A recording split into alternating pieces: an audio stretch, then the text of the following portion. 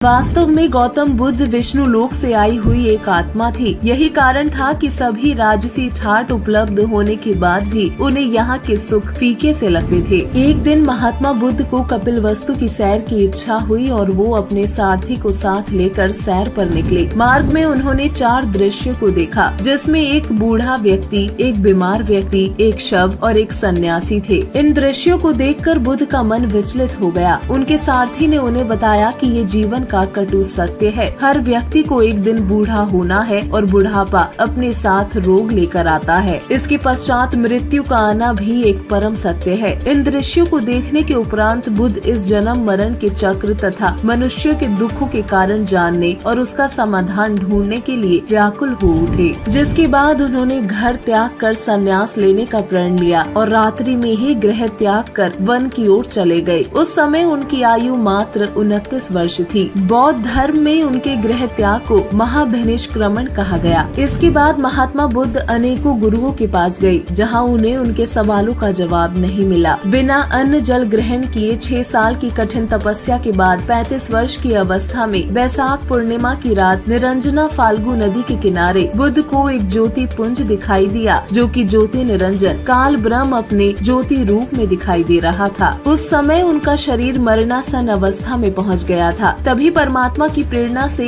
एक माई ने उन्हें खीर खिलाई। रोज थोड़ा थोड़ा अन्न ग्रहण करने से बुद्ध की स्थिति में सुधार आया। हालत ठीक होते ही उठकर खड़े हुए और उनका पहला कथन था, starvation could not lead to salvation, अर्थात भूखा रहने से भगवान नहीं मिलता। आपको बता दें, पवित्र गीता जी के अध्याय 3 श्लोक 6 से 8 व गीता अध्याय 5 श्लोक 2 में घर त्याग कर हठ योग यानी तपस्या करने को निषेध कहा गया है और कर्म न करना यानी कर्म संन्यास की अपेक्षा कर्म करते करते भक्ति कर्म करने को श्रेष्ठ बताया है। तथा गीता अध्याय 16 श्लोक 23 में कहा गया है कि जो व्यक्ति शास्त्र विधि को त्याग कर अपनी इच्छा से मनमाना आचरण करता है, उसे न सुख न सिद्धि प्राप्त होती है और न ही उसकी परम गति होती है।